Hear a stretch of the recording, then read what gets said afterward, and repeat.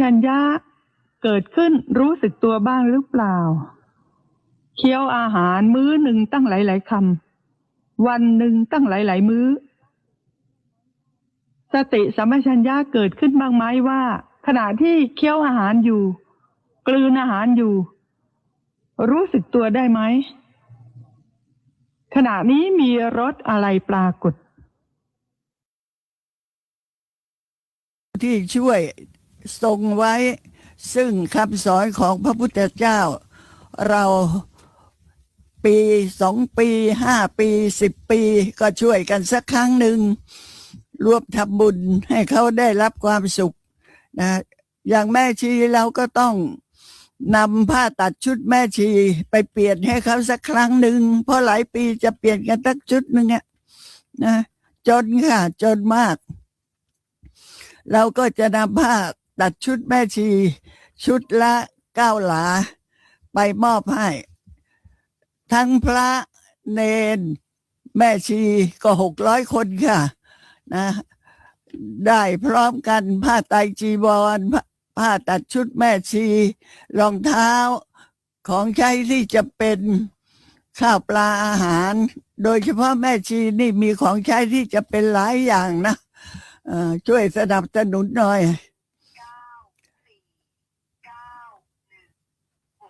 และในงานนี้ที่จะเดินทางไปพม่าดิฉันก็จะนำผ้าเนื้อดีสีทองสวยงามมากเลยค่ะนะสั่งซื้อมาแล้วก็ประมาณ600-700 หลานั่นแหละไม่น้อยเลยนะเพราะว่าพระมหาเจดีย์แต่ละองค์เนี่ยต้องใช้100 หลา100 กว่าหลาอย่างพระมหาเจดีย์บวร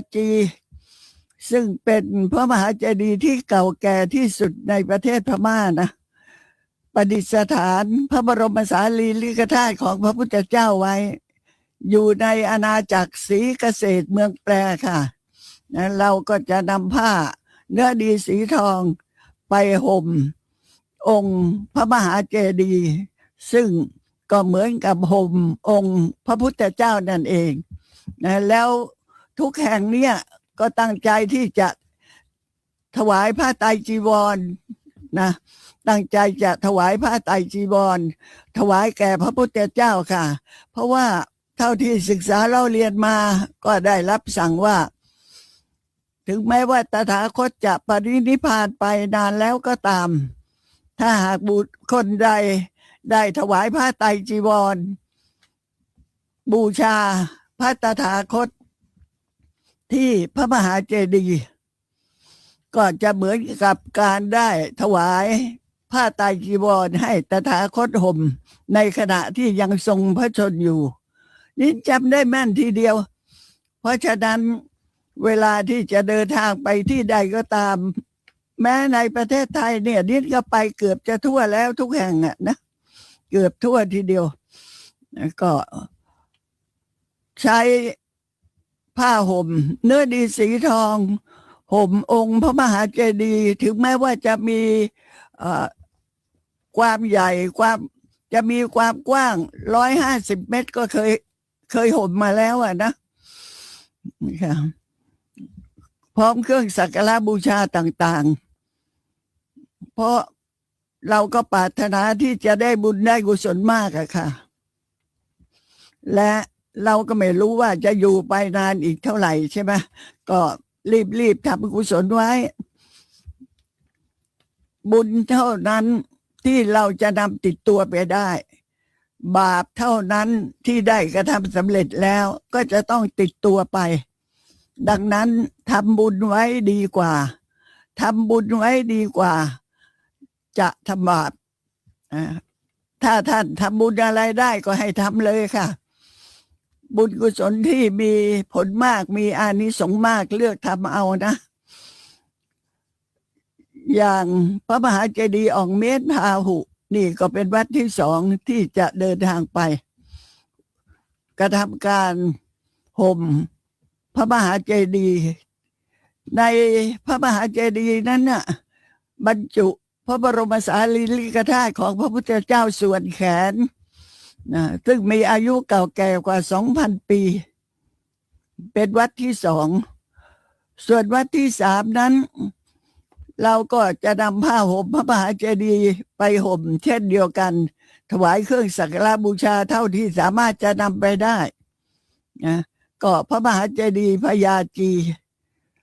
นี่ก็เป็นพระมหาเจดีย์ที่เป็นพระมหาเจดีย์ยุคแรกของประเทศพม่าเหมือนกัน เก่าแก่มากเลยค่ะวัดที่สี่ก็จะเป็นพระมหาเจดีย์ที่เมืองหงสาวดีพระมหาเจดีย์องค์นี้ก็มีอายุเพียง500 กว่าปีเท่านั้นมีอายุเพียง500 กว่าปีแต่สวยงามมากค่ะรับสั่งให้ก่อสร้างพระมหาเจดีย์โดยพระเจ้าบุเรงนองเพื่อที่จะประดิษฐานพระทัตธาตุ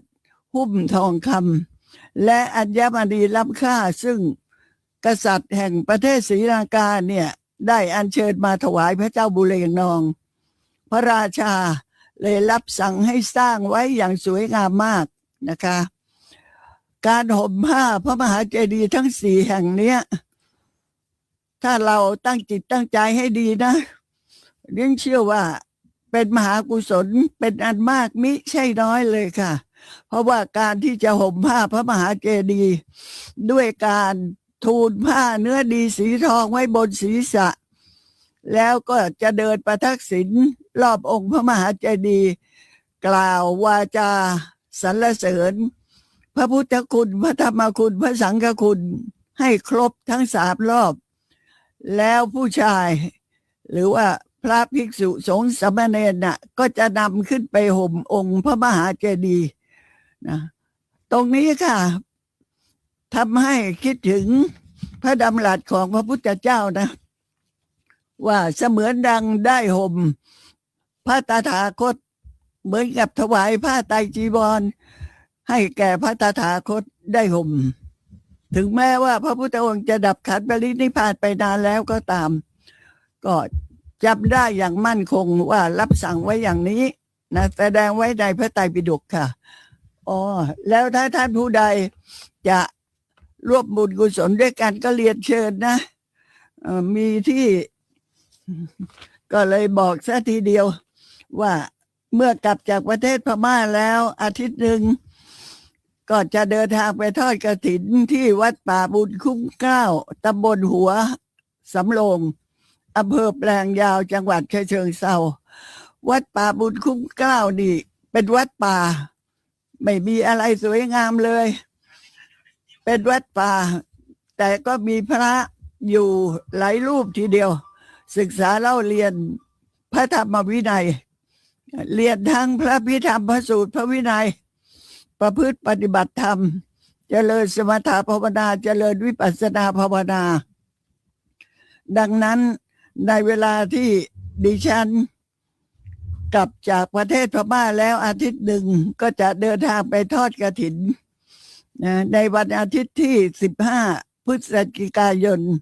2569ที่จริงก็อีกหลายเดือนนะแต่เมื่อบอกแล้วก็บอกพร้อมกันเลยนะคะท่านผู้ใดที่จะกระทำบุญกุศลร่วมกันก็เรียนเชิญโอนเงินผ่านมาทางธนาคารกรุงเทพค่ะโอนเงินผ่านมาทางธนาคารกรุงเทพเลขบัญชี16174222ทบทวนนะคะโอนเงินร่วมทำบุญทำกุศลด้วยกันที่ประเทศพม่าและทอดกฐินที่วัดป่าบุญคุ้มเกล้าค่ะโอนเงินผ่านมาทางธนาคารกรุงเทพชื่อบัญชีก็ยุพาอารามกุลเลขบัญชี16174222ได้บุญร่วมกันทุกท่านนะคะเป็นมหากุศลที่ยิ่งใหญ่ทีเดียวที่ จัดทำเนี่ยนะคะ เพราะว่าไม่ล่าช้าแล้วไม่รีรอแล้วทำความดีได้รีบทำเลยนะวันนี้ก็เป็นวันเข้าพรรษาใช่ไหมพระก็พูดกันเยอะแต่เรียนพูดเมื่อวานนี้แล้วว่าวัน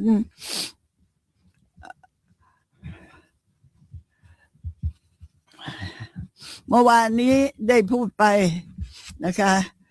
วันนี้ก็เลยพูดต่อมาเลยเมื่อวันอะไรอาสาฬหบูชานะคะ เป็นการบูชาในเดือน8ในวันขึ้น15 ค่ำนี่แหละส่วนวันนี้เป็นวันเข้าพรรษาก็เลย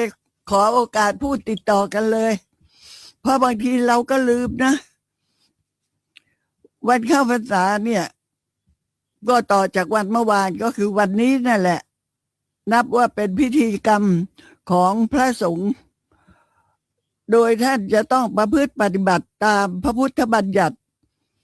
พระพุทธบัญญัติที่พระพุทธองค์วางไว้เป็นกฎเป็นระเบียบที่ทรงวางไว้ให้เป็นระเบียบก็เพื่อให้ภิกษุสงฆ์เนี่ยเรียบร้อยประพฤติปฏิบัติเหมือนกันไม่แตกแยกกันต้องเข้าจำพรรษาในสถานที่ที่ทรงอนุญาตให้เข้าพักอาศัยอยู่ได้และพิธีกรรมในวันนี้วันเข้าพรรษาเนี่ยพวกเราพุทธศาสนิกชนก็ได้มีส่วนร่วมประกอบคุณงามความดีตามหน้าที่ของชาวพุทธนะเพื่อที่จะช่วยเหลือภิกษุสงฆ์วันเข้าพรรษานี่เริ่มตั้งแต่วันแรม1 ค่ำเดือน8จนกระทั่งถึงวัน15 ค่ำเดือน11เรียกว่าครบไตรมาสคือครบ3 เดือนเนี่ยต่อจากนี้ไปเป็นการเข้าพรรษาต้นส่วนการเข้าพรรษาหลังนั้นก็จะเริ่มตั้งแต่วันแรมค่ำ1 เดือน9จนถึงวันขึ้น15 ค่ำเดือน12ก็ล่าช้าไปพิธีกรรมของภิกษุสงฆ์ก่อนที่จะถึงวันเข้าพรรษาวันหนึ่งอย่างเมื่อวานเนี้ยวันก่อนเนี่ยท่านทำอะไรเตรียมงานอะไรกันถ้าท่านวัดถ้าเป็นวัดเก่าท่านก็จะต้องทำการซ่อมแซมพวกเสนาสนะที่ชำรุดทรุดโทรมให้อยู่ในสภาพที่ดีที่ใช้ได้อย่างกุฏิที่อยู่ที่อาศัยเนี่ยใช้กันมานานแล้วก่อนที่จะเข้าพรรษานี่ต้องจัดการปัดกวาดหยากหย้ายเช็ดถูให้สะอาดต้องทำเสนาสนะให้มั่นคงแข็งแรง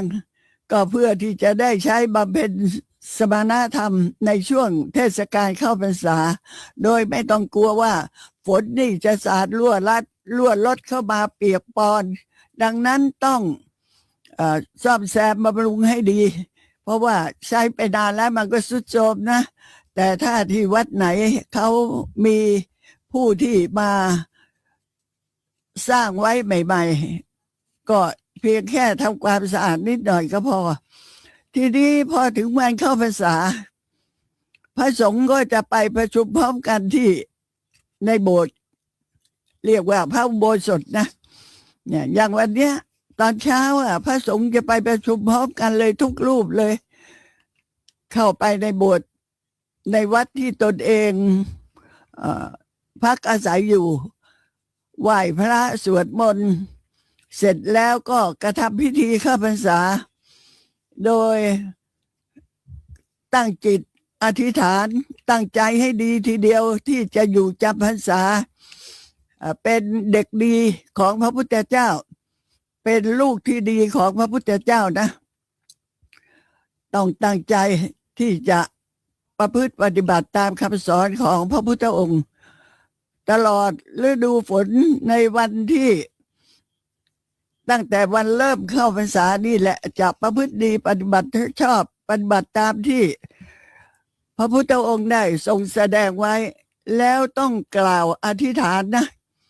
พระทุกองค์ต้องกล่าวอธิษฐานในวันเข้าพรรษาเนี่ยเป็นภาษาบาลีด้วย เป็นภาษาบาลีด้วย อธิษฐานกล่าวอธิษฐานตั้งใจว่ายังไงอิมัสมิงอาวาเสอิมังเตมาสัง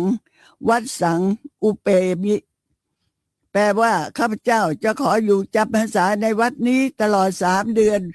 ต้องกล่าวอย่างนี้3 ครั้งนะคะอิมัสมิงอาวาเสอิมังเตมาสังวัดสังอุเปมิอิมัสมิงอาวาเสอิมังเตมาสังวัดสังอุเปมินะกล่าวเป็นภาษาบาลีเนี่ย3 ครั้งต่อจากนั้นพระผู้น้อยก็คือพระที่บวชที่หลังเนี่ยก็ต้องกระทำสามีจิกรรม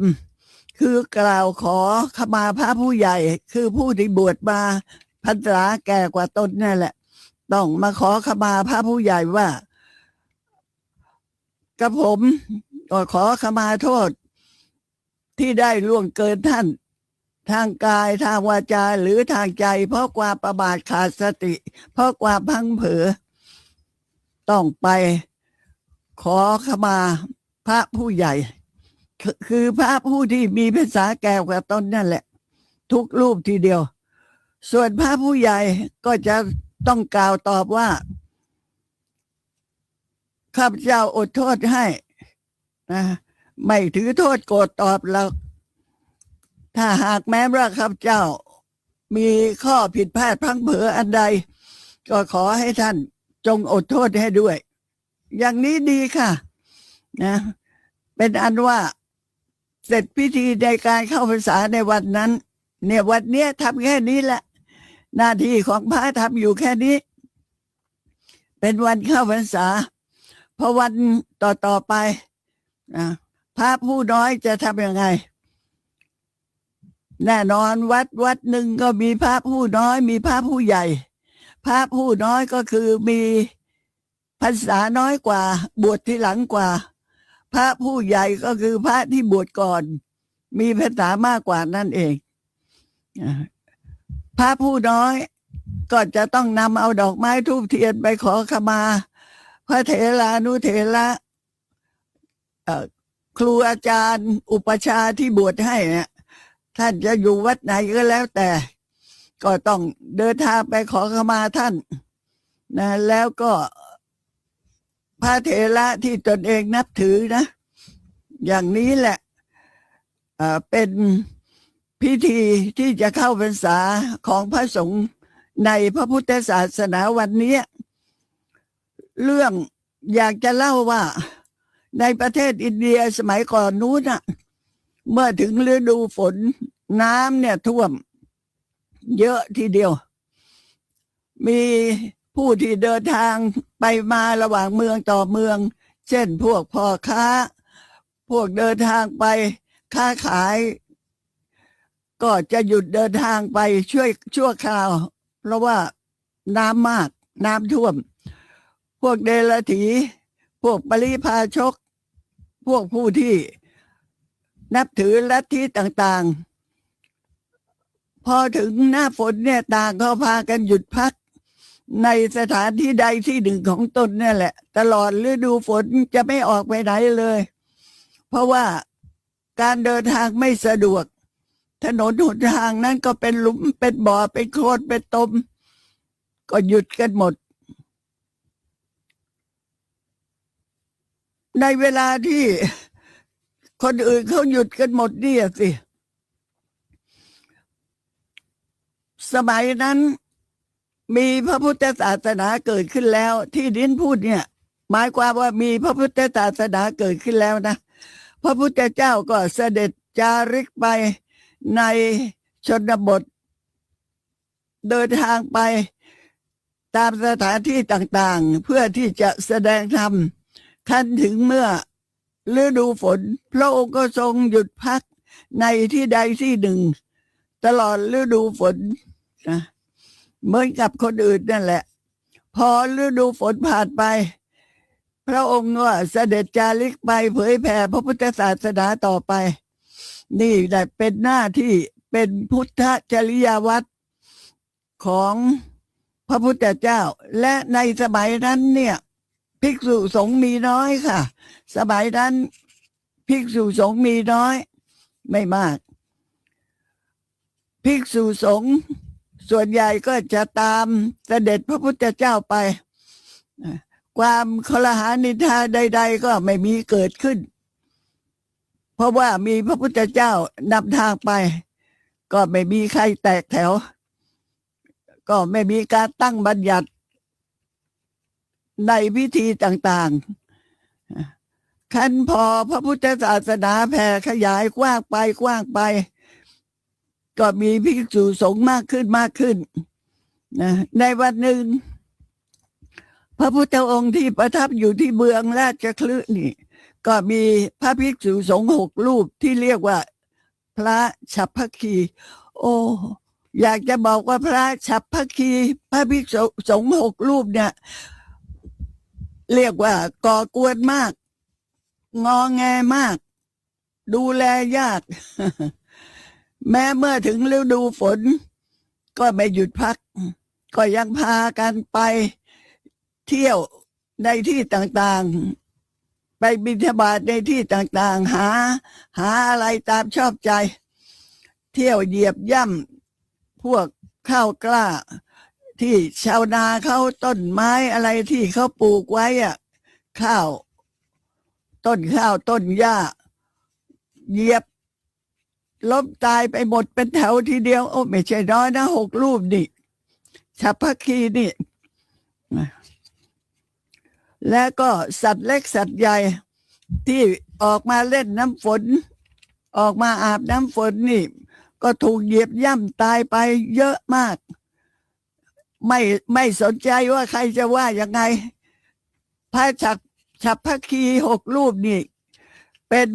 ผู้ที่ว่ายากมากก่อเรื่องอยู่บ่อยทีเดียวประชาชนก็พากันตำหนิติเตียนว่า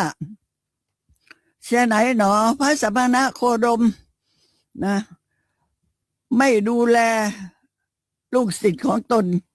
เที่ยวไปเที่ยวมาอยู่ตลอดเวลาไม่หยุดพักเลยแล้วก็พากันมาเหยียบย่ำข้าวกล้ามาทำให้ต้นไม้ต้นหญ้าของเราเนี่ยล้มตาย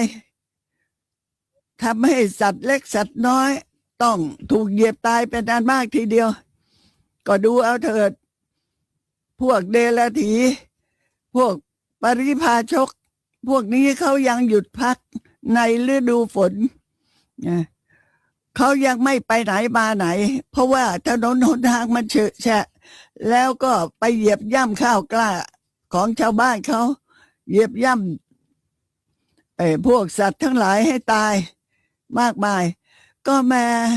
นกเนี่ยพวกฝูงนกอ่ะมันยังรู้จักทำรังเลยเพื่อที่จะพักหลบฝนแล้วทำไมสาวกของพระสมณโคดมทำไมถึงไม่หยุดพักบ้างเรื่องนี้ทราบถึงพระผู้มีพระภาคเจ้านะทราบถึงพระผู้มีพระภาคเจ้าจึงได้ทรงบัญญัติบัญญัติให้เป็นข้อปฏิบัติให้พระภิกษุสงฆ์อยู่จำพรรษาในที่ใดที่หนึ่งที่เดียวเท่านั้นนะตลอด3 เดือนคือพระทุกรูปต้องหาที่จำพรรษาให้ได้ตั้งแต่วันแรม1 ค่ำเดือน 8เมื่อวานเนี่ยนะต้องหาให้ได้เพราะว่าวันนี้1 ค่ำแล้วใช่ไหมพอถึงวันขึ้น15 ค่ำเดือน 11 3 เดือนนี่ห้ามไม่ให้ภิกษุสงฆ์เที่ยวไปค้างคืนที่อื่นถ้าหากว่ามีธุระจำเป็นจริงๆนะก็ต้องแจ้งมาเช่นเขานิมนต์ไปแสดงธรรมหรือว่าอุปชฌาย์อาจารย์ป่วยหนักพ่อแม่ป่วยหนักอย่างนี้ไปได้ต้องทำสัตตหกรณียะก็คือต้องกลับมาภายในที่พัก คือมาต้องกลับมาถึงที่วัดนั่นแหละภายใน7 วันถ้าพระอาทิตย์ขึ้นแล้วยังไม่มาขาดเลยนะขาดพรรษาเลย นอกจากนั้นก็ห้ามเด็ดขาดถ้าไม่ใช่เรื่องจำเป็นแล้วห้ามเด็ดขาดจะไปเยี่ยมคนนั้นจะไปหาคนนี้ไม่ได้นอกจากเรื่องที่จำเป็นเท่านั้นอุปชาอาจารย์ป่วยหนักพ่อแม่ป่วยหนักหรือว่าเขานิมนต์ไปแสดงธรรมหรือว่าพระในวัดนั้นน่ะเขาทะเลาะเบาะแว้งกันไม่สามัคคีกันเขานิมนต์ไปให้ไปช่วยประนีประนอมไกล่เกลี่ยให้คืนดีกันอย่างนี้ไปได้ค่ะแต่ว่าต้องไปไม่เกิน7 วันนะต้องกลับมาให้ทันสว่างที่วัดนั่นแหละมิฉะนั้นแล้วจะถูกปรับอาบัติแก่ผู้ที่ฝ่าฝืนล่วงละเมิดพระบัญญัตินี้พิธีการในการเข้าจำพรรษาเนี่ยก็เป็นอย่างนี้แหละนะคะส่วนพิธีหลวงที่มีกันมาตั้งแต่เมืองสุโขทัยนู่นน่ะท่านก็บอกไว้ว่าตอนเดือน8นักขัตฤกษ์บูชาใหญ่การที่จะมีพระราชพิธีอาสาฬมาสพระวรบุตรพุทธชิโนรสในพระพุทธศาสนาเป็นมหาสันนิบาตทุกอารามทีเดียวสมเด็จพระเจ้าอยู่หัวก็รับสั่งให้นายนักการจัดการตกแต่งเสนาสนะทุกอารามหลวงแล้วก็ทรงถวายบริขารสมณะถวายทานแก่ภิกษุสงฆ์ถวายเตียงถวายตังถวายที่นั่งที่นอนเสื่อสาดปูลาดผ้าไตรจีวรเป็นสังฆทานผ้าวัดสาวาสิกภักดิ์ทั้งประทีปดวงไฟเทียนจำนำภาษาบูชาพระบรมธาตุบูชาพระพุทธปฏิมากรพระปริยัติธรรมสิ้นไตรมาสแล้วก็ถวายธูปเทียนชวาลาน้ำมันตามไส้แก่พระภิกษุสงฆ์ที่จำพรรษาอยู่ในพระอารามหลวงทั้งในกรุงและนอกกรุงโดยทั่วถึงตรงนี้เนี่ยก็อยากจะบอกว่าเวลาเราเอาเทียนเนี่ยนะไปถวายวัดเนี่ยแม่เมื่อก่อนนี้บางวัดจะมีถึง100 ต้นมีเป็น100 ต้นแล้วถามว่ามีใครใช้เทียนนั่นบ้างให้เกิดประโยชน์ศรัทธาของทายกทายิกามีมากนะอุตส่าห์หล่อเทียนซื้อเทียนตามร้านใหญ่ๆทีเดียวนะสูงเป็นเม็ดๆเอาไปถวายพระก็ไปเก็บไว้ในห้องเก็บไว้โอ้เป็น100 อันเลยพระไม่ได้ใช้หรอกส่วนใหญ่นะ100 วัดนี่จะใช้ไม่ถึง5 วัด10 วัดเพราะอะไรเพราะทุกวันนี้เนี่ยทางวัดเขาใช้ไฟฟ้าไม่ใช่เหรอทางวัดเขาใช้ไฟฟ้าภิกษุสงฆ์สามเณรนะจะศึกษาเล่าเรียนธรรมะเนี่ยก็ใช้ไฟฟ้าเปิดไฟยิ่งอยากจะแนะนำว่าแทนที่จะถวายเทียนนะแทนที่จะถวายเทียนเข้าพรรษาเนี่ยถวายพวกไฟไม่ดีเหรอเป็นหลอดไฟซื้อหลอดไฟเป็นสัก50 หลอดมี5 แรงเทียนบ้าง10 แรงเทียนบ้าง20 แรงเทียนบ้างหรือว่าซื้อท่อที่ต่อสายไฟพระก็จะใช้ง่ายใช่ไหมเดี๋ยวนี้เขาใช้ง่ายและถึงแม้ว่าจะแพงหน่อยแต่มันก็ใช้ง่ายค่ะหรือถ้าท่านมีเงินท่านก็จะซื้อโคมไฟที่อ่านหนังสือโคมไฟที่เราอ่านหนังสือกันโคมหนึ่งนี่500 บาทก็สวยแล้ว เอาไปถวายวัด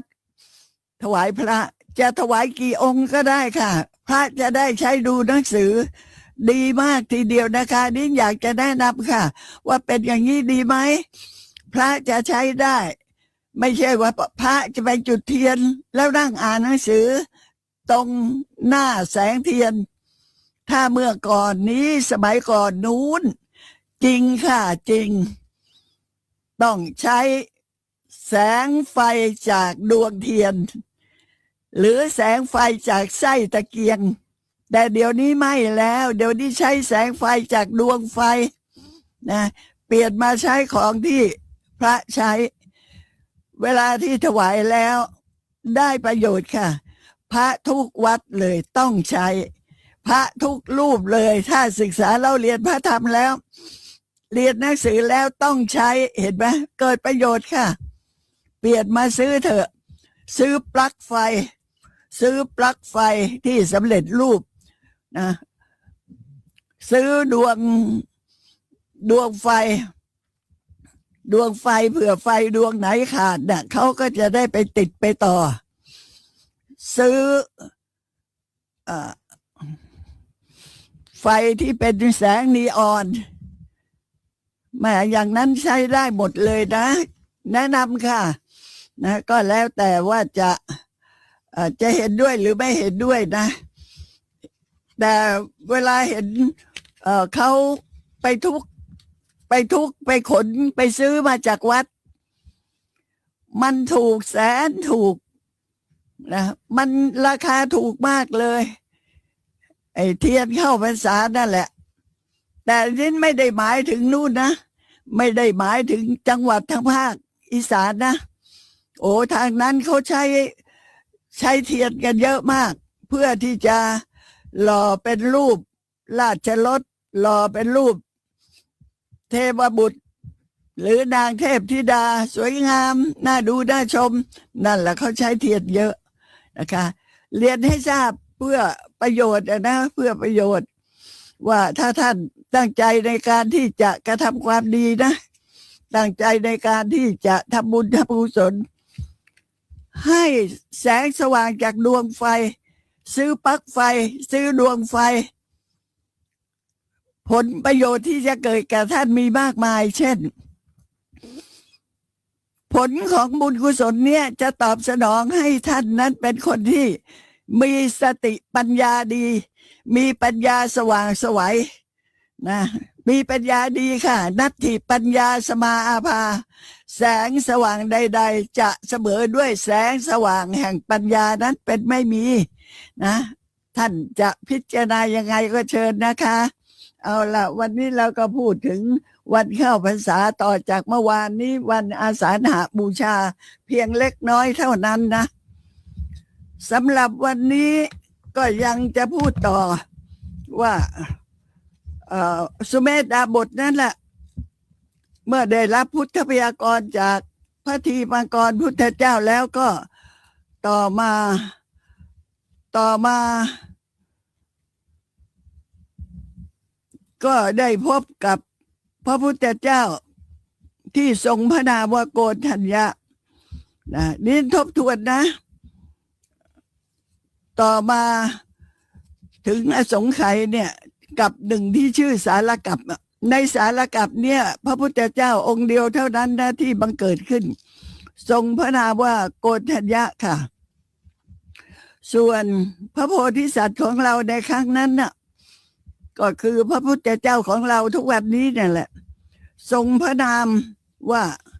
พระเจ้าวิชิตาวีเสวยราชสมบัติอยู่ในนครจันทวดีแล้วก็พระพุทธเจ้า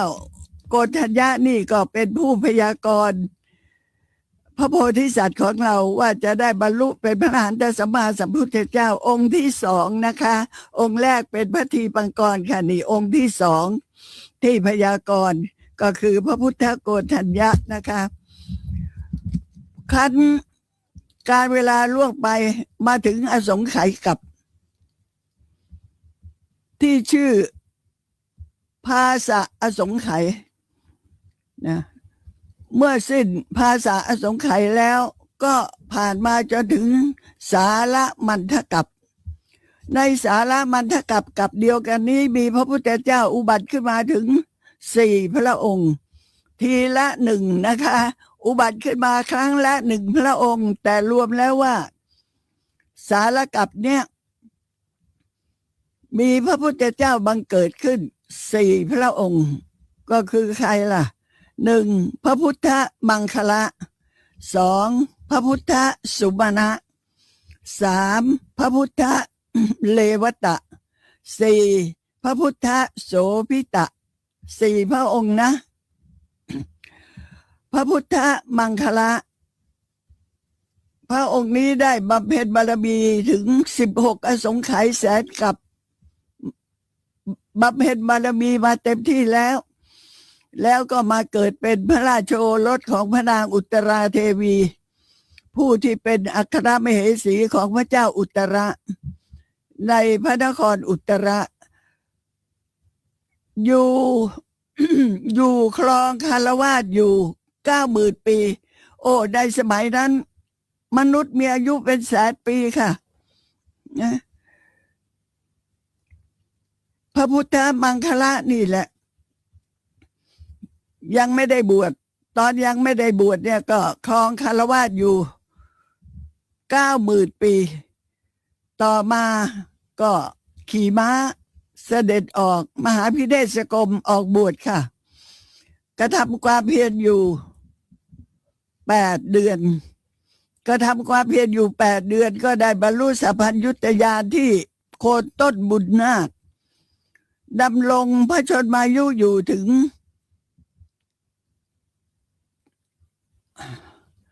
90,000 ปี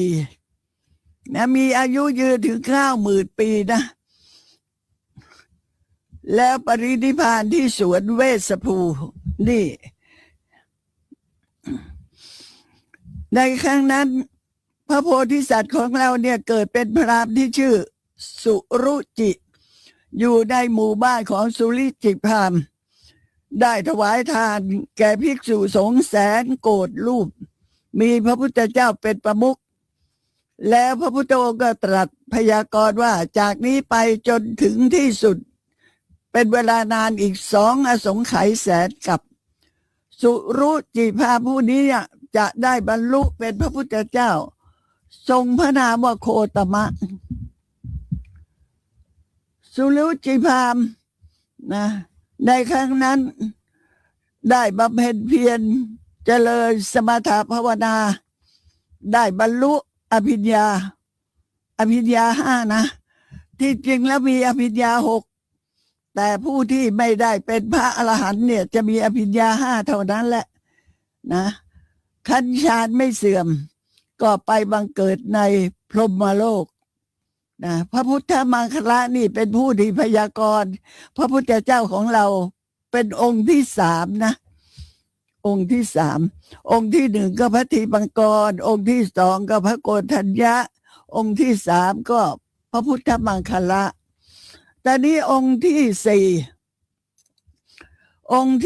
4เมื่อพระผู้มีพระภาคเจ้าปรินิพพานไปแล้วในการต่อมาในคราวที่อายุของมนุษย์เนี่ย90,000 ปีครับท่านทนายธนวินคะทำอะไรไม่ได้เลยครับเพราะว่าที่ดินสาธารณะแล้วยิ่งสาธารณะที่เป็นสาธารณะแท้ๆเลยนะครับอย่างเช่นแนวรถไฟฟ้าที่ไม่สามารถปล่อยให้ประชาชนครอบครองหรือใช้ประโยชน์ได้เนี่ยอันเนี้ยถ้าทางราชการเขาจะใช้เราอาจจะต้องหลบให้เขาเพราะว่าถ้าไม่งั้นเนี่ยเขาก็จะฟ้องเราตามประมวลกฎหมายที่ดินแล้วมันจะเป็นความผิดฐานบุกรุกซึ่งมันจะเป็นปัญหาตามมาอีกเยอะเลยจ้ะฉะนั้นอย่าทำอะไรเด็ดขาดเลยนะถ้าเกิดเราอยู่ในพื้นที่ดินสาธารณะถึงแม้ว่าจะบอกว่าโอ๊ยเราอุตส่าห์สร้างบ้านสร้างนู่นสร้างนี่ตั้งเยอะแยะก็ไม่มีสิทธิ์อยู่ดีใช่ไหมฮะไม่ได้เลยครับไม่ว่าคุณจะครอบครอง20 ปี30 ปีครอบครองปรปักษ์ได้ไหมไม่ได้เลยครับที่ดินสาธารณะเป็นที่ดินที่ไม่สามารถใช้การแย่งสิทธิครอบครองได้หรือครอบครองปรปักษ์ก็ไม่ได้เพราะฉะนั้นเนี่ย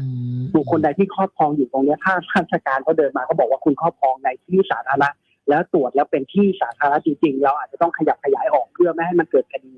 และมีความเดือดร้อนในเรื่องการถูกฟ้องตามมาครับ ค่ะเข้าใจเอาละค่ะต้องขอบคุณมากเลยนะคะท่านทนายธนเวช ศรีพรนะคะขอบพระคุณมากค่ะ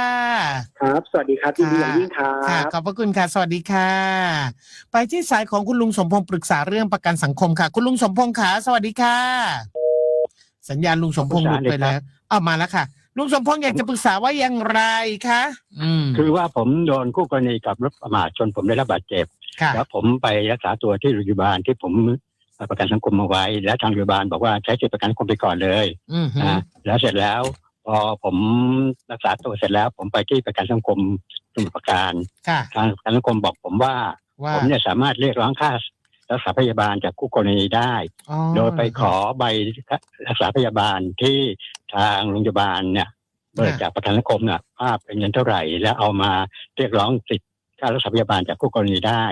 ผมก็เอามาที่สถานีตำรวจโดยใบนี้ยื่นเข้าไปในสำนวนแต่ทางตำรวจบอกว่าคุณไม่สามารถที่จะเรียกร้องค่ารักษาพยาบาลจากคู่กรณีได้เพราะคุณใช้ประกันสังคมแต่ทางประกันสังคมบอกว่าประกันสังคมเนี่ยเขาไม่มีเงินของตัวเองเงินที่รักษาพยาบาลของคุณเนี่ยมาจากที่คุณสมทบเข้ามาไม่ว่าจะเป็นมาตรา33หรือ39เนี่ยฉะนั้นคุณเจ็บป่วยนอกเวลางานเนี่ยประกันสังคมก็รักษาแต่นี่คุณโดนคนอื่นทำให้เจ็บป่วยทำให้เจ็บเนี่ยถ้าค่ารักษาพยาบาลเนี่ยคุณสามารถเรียกร้องสิทธิ์จากคู่กรณีได้แต่ทาง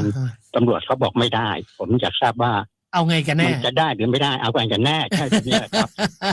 ปุ๊กเข้าใจที่ลุงสมพงษ์พูดปุ๊กก็ยังมีความรู้สึกว่าอ้าวแล้วเอายังไงคำตอบมีเลยค่ะเรามีสายของท่านรองเลขาธิการสำนักงานประกันสังคมท่านนิยดาเสนีมโนมัยเดี๋ยวไปถามท่านด้วยกันสวัสดีค่ะท่านรองนิยดาค่ะค่ะสวัสดีค่ะคุณปูแล้วก็ผู้ฟังทางบ้านด้วยนะคะค่ะท่านรองนิยดาคะคุณลุงสมพงษ์บอกว่าคุณลุงสมพงษ์เป็นผู้ประกันตนนะฮะแล้วก็ปรากฏว่าไปเกิดอุบัติเหตุรถชนลุงสมพงษ์ก็ไปที่โรงพยาบาลไปใช้สิทธิ์ในการรักษานะคะเสร็จแล้วก็ทางเจ้าหน้าที่ประกันสังคมบอกว่าสามารถที่จะไปเรียกร้องเงินชดเชยจากทางคู่กรณีได้เพราะว่าในกรณีนี้มันไม่ได้อยู่ในเวลางานใช่ไหมฮะลุงสมพงษ์ไม่ใช่เป็นการบาดเจ็บจากการทำงานฉะนั้นค่ารักษาพยาบาลไปเรียกร้องจากคู่กรณีได้แต่พอไปถึงเจ้าหน้าที่ตำรวจบอกว่าคุณใช้สิทธิ์ประกันสังคมรักษาพยาบาลฉะนั้นจะเรียกร้องจากคู่กรณีไม่ได้ใช่ไหมคะลุงสมพงษ์ใช่ครับ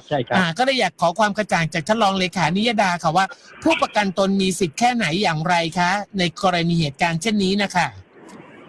ไม่ทราบอันนี้เข้าโรงพยาบาล